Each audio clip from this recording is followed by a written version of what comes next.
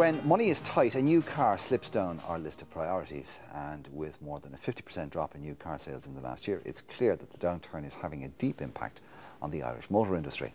More than 2,000 jobs have been lost in the industry in recent months, and some economists are warning that next year will be even worse for the sector. This morning we're joined by Shane Teskey from Motorcheck.ie and car dealer Pat White of White Bishop Motors.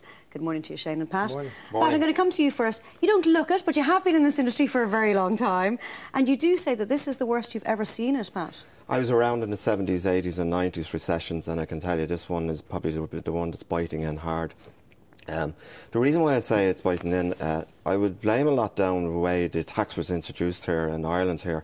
The government introduced a new VRT tax, and they announced it in December, and they introduced it in July. They distorted the market. Now what they've done is they've dropped the ball completely, because the Exchequer lost an awful lot of money in this. There's something like 1.2 billion comes in on VRT in the last 2 years, and they dropped it this year because they had confusion in the market. What I would say to government, I'd say, if you really want to get it going, like, I mean, it's a win-win situation. We sell cars, they get more VRT, they get more taxes. I suggest you should go down around the corner from government buildings and go down to Pembroke Street and talk to SIMI and ask the industry what is going on. They haven't a clue about what's going on in the motor industry, and they haven't got a clue what's going to happen next year. If they don't get it together, there's going to be, the jobs we've seen already, there's going to be more. I mean, there has been a huge downturn in people buying cars. Obviously, what you're talking about, the government, the VRT tax plays a huge role in it. But also, as Mark said at the top, when people have less money, the last thing they're going to do is buy a new car. So that's hitting you hard as well. Yeah, well, there's no doubt about it. The economy has bit in, and that's the major factor they took in at the back end of the year. But at the start of the year, if they got their homework right on their taxes, they would have had the first quarter. People didn't know where their cars were going up. The dealers didn't know. And they didn't know. The Greens introduced this tax and they hadn't got a clue about it. They didn't do their homework. They got it very, very, very wrong. But I would like to see them knocking on SIMI doors and coming and talk to us. And if they want to listen to them, we might give them a few pointers how they could make money and the revenue could win too as well. And also I'd like to say to them is that if they are interested in our industry and the jobs in it, I would suggest that they start looking at the black economy, what's going on. The country is awash with yellow plates now at the moment. You can get a car now, you can go up to the north of England and you can get a yellow plate car, drive it here in Ireland, drive it all over Ireland. The guards won't stop you because they think that you're a visitor. You can beat the VRT, you can beat the VAT, you can beat parking fines, you can beat it. They won't do anything about it. It's about time that they start looking at that situation. If they're seriously interested in saving jobs in Ireland, start looking at the motor industry. It's a big tax take. Okay, Shane, are the motor industry in any way responsible for the trouble that they find themselves in themselves? No, it's very hard to point the finger, I think, at the actual seller or the industry directly. Pat's right that the CO2 introductions really... Well, that was a mess. We all know that was a mess. Yeah, and it increased the kind of the uncertainty. And couple that with the downturn in the economy and people trying to decide should they or shouldn't they buy a new car, it's really pushed things off into 2009, and some commentators are saying 2010. Used car sales took a dip as well because the sentiment went down. That's starting to strengthen. There's good news there. Everybody focuses on the 150 or 200,000 new cars that are going to be sold, but I think this year we're expecting in excess of 600,000 used cars to change hands. So while it's never been a better time for somebody to look at buying a used car, you've also got the second problem of getting rid of the one that you're trying to sell yourself or trade in.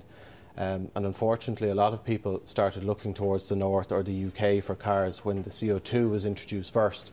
That had a knock-on effect in reducing used car values here. A downturn in tourists coming into the country has meant that hire drives have come back earlier than before. So there's great value to be had in 0-7 cars or nearly new or used cars as they're referred to at the moment as well. Used cars? Used cars, yes, yeah. So, well, Shane, I mean, let's face it, they had it really, really good for the last 8, 9, 10 years. You know, couldn't have been much better. And it was inevitable that was going to come to an end. I mean, people were changing their cars because they could, not because they needed to. I mean, I saw people living in my area who were changing their cars every year, every 2 years. Sure. Now, I mean, the standard used to be 3 years if you wanted to maximise your kind of trade-in value. But there were that a wash with cash, that they could do that. Well, sales definitely went up on new cars, Mark, and you're right that, I suppose, from the front it looked like the dealers were having it great, but on the other side you had block exemption being taken away, and you had dealers being forced to invest millions into brand new forecourts and glitzy showrooms that you'll see up and down the country today that they're still trying to pay for. Yeah, and some of those that have invested have actually gone by the way now, and we still expect next year to see more dealerships closing their doors.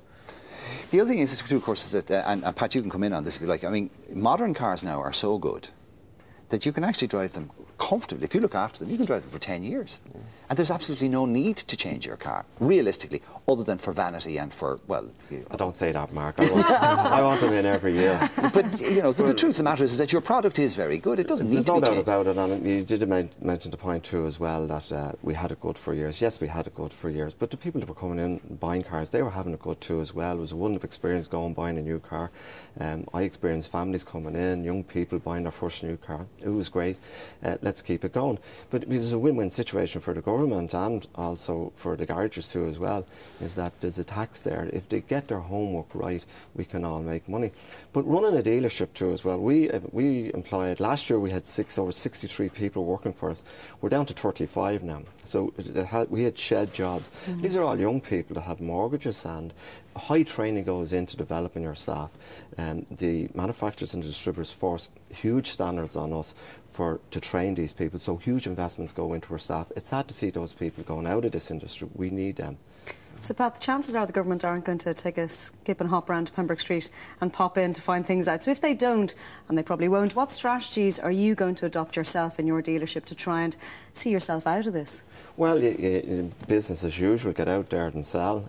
We've got a huge customer base, White Bishop, we're on the Long Mile Road, so we'll be working on our customer base to keep our customers happy, keep them coming in. Will you be concentrating on second-hand cars, as Shane was saying? There's a problem with second-hand cars, and the government, again, have taken their eye off the ball. Something like 80 or 90,000 imported cars have come into this country. Now, people feel there's a bargain going over to England.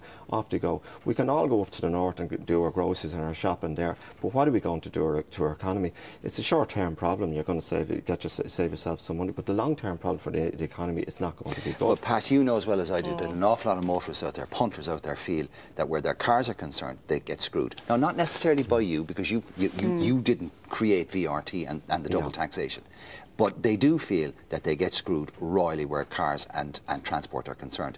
So they have very little conscience about going elsewhere where they feel they can get a bargain. Well, I don't mind that. People, like, I mean, everybody will try and get a bargain. Like, I mean, we've reduced our stock, our second-hand stock, the cost of it. No better time to buy a car now, because dealers have to unload their cars now. I've never seen a better selection of cars that's out there. Dealers have to unload because they want to sell cars next year. They can't do that if they have all these forecourts full of cars. You've got to get rid of them. The other thing I would say to people, right, if you are going to go out and buy the bargaining, and buyer beware, because if you read the Times there last Wednesday, the AA did a report on it. 20% of all cars that came in, English cars that came into Ireland, have been clocked. That 20%. Means the mileage has been thrown back. Well, you should never go and buy a car off somebody who you don't have a comeback against. I mean, that's just... Exactly. And that's been proved time and time again. Shane, I'm going to leave the last word to you. If things get worse, and they're expected to get worse, and this industry has lost 2,000 jobs already, how bad could it get? I think you're probably finding that we've hit rock bottom already in terms of used car prices, and now dealers are trying to sell them at below cost, and there's no doubt that they will trade out over the next year. You're going to find people extending the period that they own a car for, so going from 3 to 4 years, and in some cases 5. What a lot of people don't understand or realise today is that the corporate market, so company cars, represent somewhere in excess of 30% of cars on the road. Wow. And in the UK, as a company, you can claim 50% of your VAT back on a car. That's before the government at the moment. I know the Vehicle Leasing Association of Ireland put something there. That would be a great way to inject life back into the industry as well. But if you're somebody who's considering changing your used car today, or going to keep it for another year, you've got to look hard at the maintenance costs that could be associated with keeping a 4-year-old car if it's got higher mileage as well. So I'd say get out there and start to shop around and see if you can get a bargain. I think Pat would say that too. Okay, guys. I agree with that totally. Thank you very much for joining us this morning.